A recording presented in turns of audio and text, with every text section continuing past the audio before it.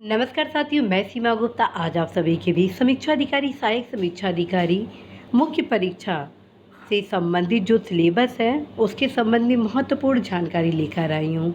तो आइए जानते हैं समीक्षा अधिकारी, सहायक समीक्षा अधिकारी मुख्य परीक्षा का सिलेबस क्या है। सबसे पहले आप सभी को बताना है कि समीक्षा अधिकारी, सहायक समीक्षा अधिकारी परीक्षा अर्थात मुख्य परीक्षा में 3 प्रश्न पत्र होता है।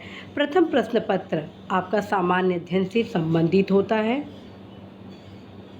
ठीक है, प्रथम प्रश्न पत्र सामान्य अध्ययन से संबंधित होता है, जो कि आपका वस्तुनिष्ठ होता है, अर्थात ऑब्जेक्टिव टाइप के क्वेश्चन होते हैं। ठीक, और ख़ास बात है कि ये जो प्रथम प्रश्न पत्र सामान्य अध्ययन का मुख्य परीक्षा में शामिल किया गया है, वो एज इट इज़ प्रारंभिक परीक्षा के समरूप है, अर्थात जो सिलेबस सामान्य अध्ययन का प्रारंभिक परीक्षा में है वही सिलेबस आपके मुख्य परीक्षा में दिया गया है। ठीक है, और पैटर्न भी क्वेश्चन का पूछे जाने का समान है। इस प्रकार से यदि आप प्रारंभिक परीक्षा की तैयारी कर रहे हैं तो साथ में आप मुख्य परीक्षा के दृष्टिगत भी उस तैयारी को और भी आगे बढ़ाएं, ताकि जब आप प्रारंभिक परीक्षा क्वालिफाई कर लें तो आप सभी को मुख्य परीक्षा में सामान्य अध्ययन के लिए विशेष फोकस करने की आवश्यकता ना हो। तो साथियों, यहाँ पे मैं आपको अवगत करा दी कि सामान्य अध्ययन प्रथम प्रश्न पत्र के रूप में मुख्य परीक्षा में पूछा जाएगा,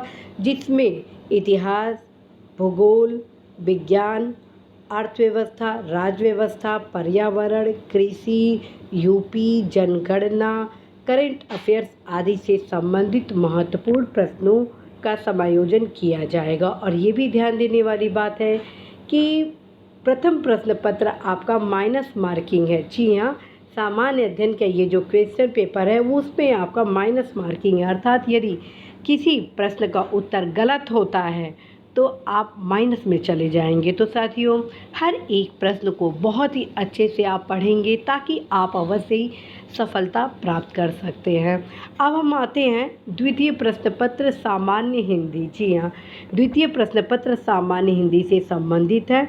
और द्वितीय प्रश्न पत्र में आपको 2 प्रश्न पत्र दिए जाएंगे एग्ज़ाम हॉल में। ठीक है, पहले प्रश्न पत्र में आपको जो पहला क्वेश्चन है वो है दिए हुए गद्यांश का शीर्षक, सारांश और 3 रेखांकित अंशों की व्याख्या आपको करनी होगी। ठीक है, तो साथियों आपको एक गद्यांश दे दिया जाएगा, आप उस गद्यांश को अच्छे से पढ़ेंगे। जो आपको यथोचित जो उचित शीर्षक लगता है उसका आप शीर्षक लिखेंगे। ठीक है, और ये भी ध्यान रखें शीर्षक बहुत लंबा नहीं होता है, बल्कि 4 से 5 शब्द या मैक्सिमम 7 शब्दों के अंतर्गत ही आप शीर्षक लिखेंगे। और फिर आपको जो गद्यांश दिया जाता है फिर उसका सारांश पूछा जाता है, तो उसका सार आप अपने शब्दों में समझकर लिखेंगे। और उसी गद्यांश में 3 रेखांकित अंशों को रेखांकित किया जाएगा, जिसका आपसे व्याख्या पूछा जाएगा, जिसकी आपको व्याख्या करनी होगी। तो साथियों, इस प्रकार से सामान्य हिंदी का जो प्रथम टॉपिक है वो है गद्यांश से संबंधित, जिसमें 3 प्रश्न पूछे जाएंगे, शीर्षक, सारांश और 3 रेखांकित अंशों की व्याख्या। अब हम आते हैं दूसरे प्रश्न पर। साथियों, जो दूसरा प्रश्न होगा, अर्थात पहला प्रश्न क्या हो गया आपका गद्यांश, दूसरा हो गया किसी दिए हुए सरकारी पत्र का सारणिक रूप में सार लेखन, अर्थात आपको एक सरकारी पत्र का प्रारूप दे दिया जाएगा। ठीक है, अब उसका आपको क्या करना है, टेबुलर फॉर्म में दर्शाना है। ठीक, सारणी रूप लिखनी है। ठीक है, और बहुत इजी इस प्रश्न का उत्तर है। और साथियों, इसके संबंध में ऑलरेडी मेरे द्वारा क्लासेस भी लिए जा चुके हैं, तो आप सभी को कोई समस्या नहीं होगी। और यहाँ ये भी ध्यान देने वाली बात है कि सारणी रूप में आखिर महत्ता क्या है। साथियों, जब बड़े बड़े बैठक होते हैं, बड़े बड़े कार्य योजना बनाए जाते हैं, तो उस समय उस बैठक में सीमित समय में यह संभव नहीं हो पाता है कि हर एक पत्र का गहनता के साथ अध्ययन किया जाए, तो उसका एक सारणी रूप में एक संक्षिप्त अवलोकन के दृष्टिगत इस प्रकार के पत्रों का समायोजन किया जाता है। अब हम आते हैं तीसरे टॉपिक पर, पत्राचार। पत्राचार के अंतर्गत 3 प्रश्न होंगे, अर्थात पहले प्रश्न में आपको शासकीय पत्र अथवा अर्धशासकीय पत्र दोनों में से किसी एक पत्र को लिखना है। जी हाँ, पहला जो प्रश्न है शासकीय पत्र अथवा अर्धशासकीय पत्र दोनों में से किसी एक पत्र के बारे में लिखना होगा। प्रायः यह क्वेश्चन पूछा जाता है, शासकीय पत्र किसे कहते हैं, शासकीय पत्र का एक उदाहरण के साथ लिखिए, या अर्ध शासकीय पत्र से कैसे भिन्न है, इसका एक उदाहरण दीजिए। और अब आते हैं दूसरा है आपका कार्यालय आदेश, ज्ञाप और परिपत्र। अर्थात दूसरे टॉपिक में 3 क्वेश्चन है, कार्यालय आदेश, ज्ञाप और परिपत्र। इसमें भी अर्थ पूछा जाता है, इसके जो मुख्य अंश होते हैं वो पूछा जाता है, और एक प्रारूप लिखने के लिए पूछा जाता है। तीसरा जो क्वेश्चन है पत्राचार से, वो है विज्ञप्ति, टिप्पण, प्रतिवेदन, अनुस्मारक। ये भी पत्र के ही प्रारूप है, ठीक है। और इसमें भी अर्थ और प्रारूप लिखने को बोला जाता है। अब हम आते हैं क्वेश्चन नंबर 4 अर्थात टॉपिक नंबर 4 पर। और उसके पहले फिर मैं आपको बताती हूँ साथियों, पत्राचार के संबंध में मेरी द्वारा ऑलरेडी स्पेशल महत्वपूर्ण क्लासेस लिए जा चुके हैं। आगामी परीक्षा के दृष्टिगत नियमित रूप से पुनः क्लासेस आरंभ किए जाएंगे। हर्ष के साथ आप सभी को अवगत कराना है कि पत्राचार से संबंधित जो ऑफिशियल वेबसाइट है यूपी शासनादेश का, आप सभी को ऑलरेडी क्लासेस के माध्यम से बताया जा चुका है। अब अवश्य ही आप सभी ऑफिशियल वेबसाइट पर जाकर उपरोक्त जितने भी ये पत्र है उसके प्रारूप को देखने का अवश्य ही कष्ट करें। उसका कारण है साथियों, विश्वास के साथ ही आप अपने लक्ष्य की सीढ़ी को छूते हैं। और जब विश्वास आपका अटल हो जाता है कि हाँ ये सही है, हाँ मैं सफलता प्राप्त कर सकती हूँ, तो फिर आप अवश्य ही सफलता प्राप्त करने के बेहद करीब होते हैं। तो साथियों आप अवश्य ही आप शासनादेश.com पर जाइए और देखिए, और मैं ऑलरेडी आप सभी के बीच लगातार क्लासेस को ला ही रही हूँ। अब हम आते हैं चौथे टॉपिक पर साथियों।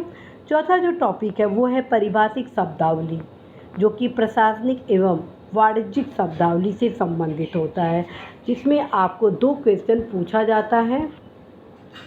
अंग्रेजी से हिंदी 5 शब्द, ठीक है, अर्थात अंग्रेजी में 5 वर्ड आपको दे दिए जाएंगे। अब आप उसका हिंदी में उसका उत्तर लिखेंगे। इसी प्रकार से हिंदी से अंग्रेजी में 5 आपको हिंदी दे दिए जाएंगे और उसका उत्तर आपको अंग्रेजी में अर्थात उसका अर्थ अंग्रेजी में बताना होगा। अब हम आते हैं नया टॉपिक, वो है आपका मुहावरा और लोकोक्तियाँ। मुहावरे लोकोक्तियों से संबंधित भी 5 होते हैं और जिसके अंक 10 होते हैं। और 5वां जो टॉपिक है वो है कंप्यूटर ज्ञान। साथियों कंप्यूटर ज्ञान से संबंधित जो क्वेश्चन पूछे जाते हैं वो काफ़ी इजी होते हैं। जी हाँ, कंप्यूटर ज्ञान से संबंधित जो क्वेश्चन मुख्य परीक्षा में पूछे जाते हैं वो काफ़ी इजी होते हैं, और इसके लिए आप सभी मार्केट से किसी भी कंप्यूटर की सामान्य जानकारी से संबंधित पुस्तक का अध्ययन कर सकते हैं। मैं आप सभी को प्रेफर करती हूँ कि आप अवश्य ही अरिहंत का या लुसेंट का जो सामान्य कंप्यूटर ज्ञान से संबंधित पुस्तक आता है, जो काफ़ी पतला है, लगभग 70-80 पेज का है, उसको आप पढ़ सकते हैं। अब हम आते हैं सामान्य शब्द ज्ञान एवं व्याकरण, अर्थात सामान्य हिंदी का जो द्वितीय प्रश्न पत्र है, उसका जो द्वितीय प्रश्न पत्र के अंतर्गत आपको जो ऑब्जेक्टिव वस्तुनिष्ठ ये जो क्वेश्चन पूछा जा रहा है, ठीक है, ये आपका वस्तुनिष्ठ क्वेश्चन होंगे, ठीक है, वस्तुनिष्ठ होंगे, ऑब्जेक्टिव टाइप के। और ये ध्यान रखें, यहाँ पर विलोम आपके 6 शब्द होंगे, वाक्य एवं वर्तनी आपके 6 वाक्य होंगे, अनेक शब्दों के 1 शब्द 6 होंगे, तत्सम एवं तद्भव शब्द आपके 6 होंगे, और विशेष से विशेषण भी 6 होंगे, और सबके समान अंक अर्थात 12 अंक निर्धारित है, 12 सभी के। और बड़े हर्ष की बात है कि साथियों ये जो टॉपिक है ये सेम आपकी प्रारंभिक परीक्षा में ऑलरेडी है, अर्थात प्रारंभिक परीक्षा के साथ आप मुख्य परीक्षा की भी तैयारी कर सकते हैं। अब हम आते हैं तृतीय प्रश्न पत्र। अब आपको तृतीय प्रश्न पत्र में साथियों 3 निबंध लिखने होंगे। यह ध्यान देने योग्य बात है कि जो तृतीय प्रश्न पत्र है वो हिंदी निबंध से संबंधित है, अर्थात आपको जो निबंध इस परीक्षा में लिखना है वो हिंदी में ही लिखना होगा। उसका कारण है साथियों, शीर्षक आप देखिए इस विषय का, हिंदी निबंध, अर्थात यदि आप इंग्लिश मीडियम के हैं तो आप इंग्लिश में निबंध नहीं लिखेंगे, बल्कि हिंदी में ही आपको निबंध लिखना है, ठीक है। और बहुत परेशान होने की ज़रूरत नहीं है कि आप हिंदी में कैसे निबंध लिखेंगे। उसका कारण है साथियों, आप भारतीय हैं और हम सभी की राजभाषा क्या है, हिंदी है। तो बहुत परेशान होने की आवश्यकता नहीं है। कॉन्फिडेंस बनाए रहें। यदि आप इंग्लिश मीडियम के हैं, निश्चित रूप से आप बेहतर निबंध लिखेंगे, क्योंकि अभी हाल में जो रिजल्ट आया है समीक्षा अधिकारी, सहायक समीक्षा अधिकारी का, उसमें अधिकांश इंग्लिश मीडियम के भी युवा सफल हुए और निबंध में बेहतर अंक भी प्राप्त किए। तो जब वो सफल हो सकते हैं, बेहतर अंक प्राप्त कर सकते हैं, फिर आप क्यों नहीं। तो अब आते हैं सिलेबस पर चर्चा करने। तो साथियों, ये जो आपका पहला भाग है, अर्थात पहले भाग में साहित्य, संस्कृति, सामाजिक क्षेत्र, राजनीतिक क्षेत्र, किसी भी संबंधित आपके भी 3 निबंध पूछा जाएगा, ठीक है। पहला जो निबंध होगा साहित्य संस्कृति से रिलेटेड, दूसरा जो होगा आपका सामाजिक क्षेत्र, तीसरा जो होगा वो होगा राजनीतिक क्षेत्र, ठीक है। इसी प्रकार से जो दूसरे भाग में 3 निबंध पूछे जाएंगे, उसमें आपका विज्ञान, पर्यावरण, प्रौद्योगिकी, आर्थिक क्षेत्र, कृषि एवं व्यापार से, और तीसरे भाग में राष्ट्रीय एवं अंतर्राष्ट्रीय घटनाक्रम अर्थात करेंट अफेयर से रिलेटेड जो महत्वपूर्ण उस समय ज्वलंत मुद्दे हैं, योजनाएं हैं, उससे रिलेटेड कोई एक निबंध आप सभी के बीच पूछा जा सकता है, ठीक है। और जो दूसरा क्वेश्चन है खंड 3 का, वो है प्राकृतिक आपदा, जिसमें आपको अमूमन भूस्खलन, भूकंप, बाढ़, सूखा इत्यादि का गहनता के साथ अध्ययन करना होगा।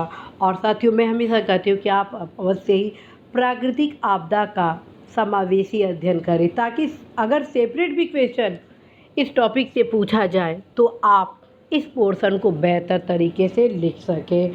और जो तीसरा क्वेश्चन है वो राष्ट्रीय विकास योजना से संबंधित, अर्थात जो महत्वपूर्ण योजना से रिलेटेड हैं, इशू से रिलेटेड है, जो स्पेशल नेशन इंटरेस्ट से रिलेटेड है, उससे रिलेटेड इस टॉपिक में क्वेश्चन पूछे जाते हैं, ठीक है। और इस प्रकार से 3 भाग से आपको एक एक निबंध लिखना है, कुल 3 निबंध लिखने हैं। प्रत्येक भाग से आपको एक निबंध लिखना ही होगा। और साथियों, मुझे पूरा भरोसा है कि आप सभी बेहतर तैयारी करेंगे और बेस्ट परफॉर्मेंस के साथ अवश्य अपने लक्ष्य में सफल होंगे। तो साथियों, आज आप सभी के बीच मेरे द्वारा समीक्षा अधिकारी, सहायक समीक्षा अधिकारी, मुख्य परीक्षा से संबंधित सिलेबस के संबंध में चर्चा की गई हैं।